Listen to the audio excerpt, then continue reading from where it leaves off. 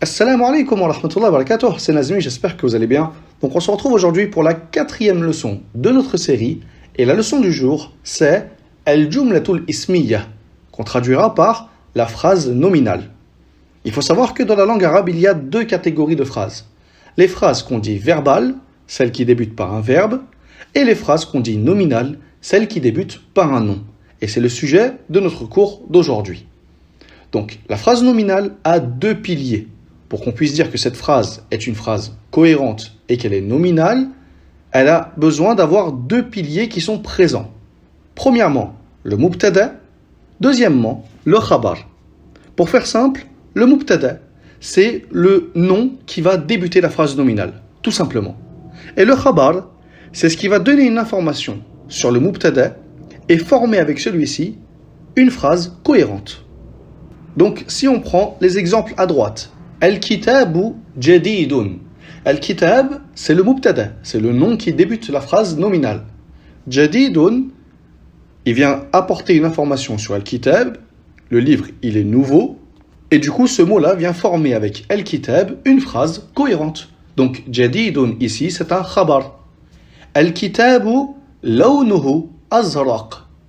Le livre, sa couleur est bleue. Pareil, j'ai encadré ce qui est le khabar. Dans ce cas-là, le khabar, c'est lawnuhu azraq. C'est cette phrase-là qui vient rapporter une information sur al-kitab, que sa couleur, elle est bleue.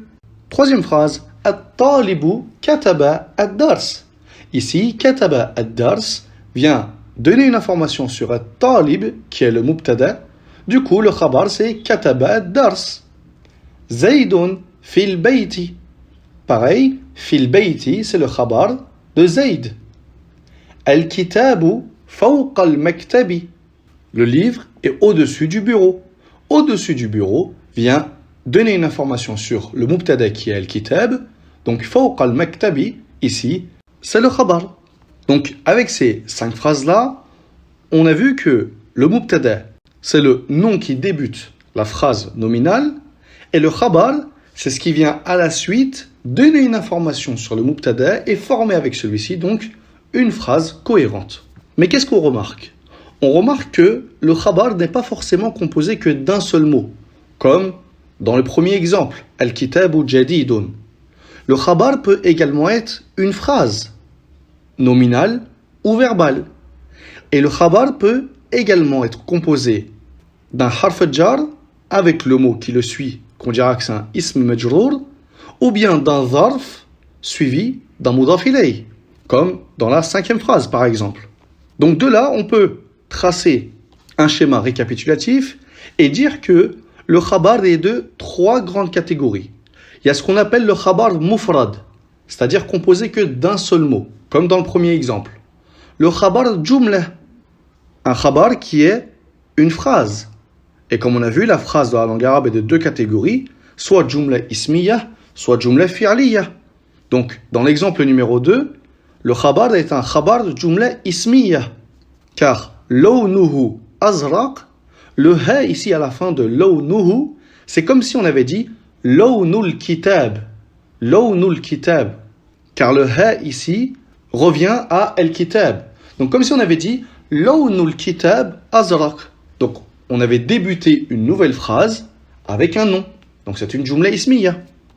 Ensuite, ça peut également être un khabar jumla fi'liyya, comme dans le 3e exemple.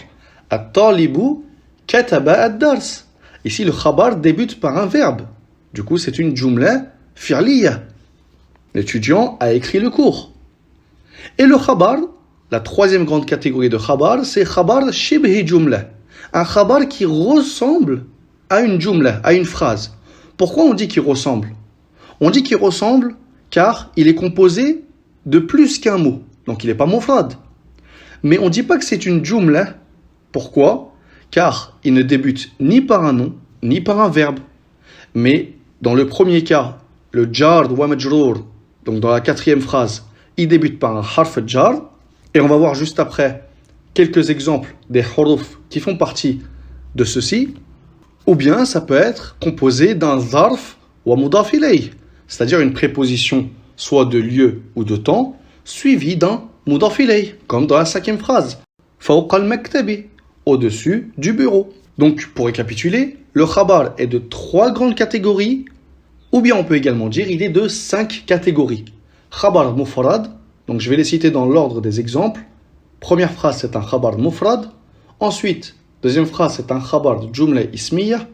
Troisième phrase, c'est un khabar jumla fi'liya. Quatrième phrase, c'est un khabar jar wa majrour. Et cinquième phrase, c'est un khabar dharf wa mudaf ilayh. Donc, avec ce schéma récapitulatif, vous avez vraiment la leçon complète sur les différentes catégories de khabar. Donc, au lieu de voir cette leçon en plusieurs parties, de manière éparpillée, et du coup mélanger les règles entre elles, entre les différentes leçons, ici, un schéma clair à apprendre par cœur, et vous maîtrisez cette leçon, Inch'Allah. Maintenant, juste en dessous, on va voir ensemble donc les huruf al-jar et les dhuruf qu'on voit dans le tome 1 de Médine. Dans le tome 1 de Médine, on voit parmi les huruf al-jar fi, ila, min, ala. Fi qui veut dire dans, fil bayt, dans la maison. Ila qui veut dire vers, ila al-masjidi, vers la mosquée. Min qui veut dire de ou du. Ana min Faransa, je suis de France. Ala qui veut dire sur. Ala al-maktabi, sur le bureau. Donc ces 4 particules à apprendre par cœur. Fi, ça veut dire dans. Ila, ça veut dire vers. Min, de ou du. Et ala, ça veut dire sur. Ensuite, les dhuruf, c'est-à-dire les prépositions soit de lieu ou de temps. Celle de temps, on voit qabla et ba'da. Qabla, ça veut dire avant.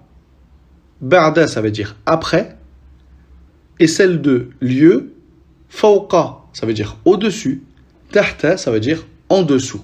Donc au total, ces 8 termes-là, les 4 huruf al-jar et les 4 dhuruf, c'est ce que vous voyez dans le tome 1 de Médine. Bien sûr, il y a encore beaucoup d'autres huruf al-jar et encore beaucoup d'autres dhuruf que vous verrez, Inch'Allah, dans la suite de votre étude. Mais ici, le but de cette série, c'est de maîtriser le tome 1 de Médine. Donc, on réunit les leçons qu'on peut réunir ensemble, on schématise au maximum afin de faciliter la mémorisation et la compréhension de ce tome-là. Donc, pour récapituler très rapidement, al-jumlatul ismiyya, la phrase nominale est composée de 2 piliers. Le mubtada, qui est le nom qui débute la phrase, le khabar, qui est la chose qu'on va rajouter pour donner une information sur le mubtada et qui va former, avec le mubtada du coup, une phrase cohérente. Ce khabar est de 5 catégories, ou bien 3 grandes catégories qu'on peut diviser ensuite. Khabar mufrad, composé d'un mot, khabar jumla ismiya, khabar jumla fi'liya, khabar jar wa majrour, et on a vu les exemples de huruf al-jar qu'on peut mettre également, ou bien khabar dharf wa mudaf ilayh, et on a vu également d'autres exemples de dhuruf. Donc voilà pour le cours d'aujourd'hui. J'espère qu'il vous sera profitable, et moi je vous retrouve Inch'Allah dans le cours prochain pour continuer ensemble notre série sur maîtriser le tome 1 de Médine en 10 leçons.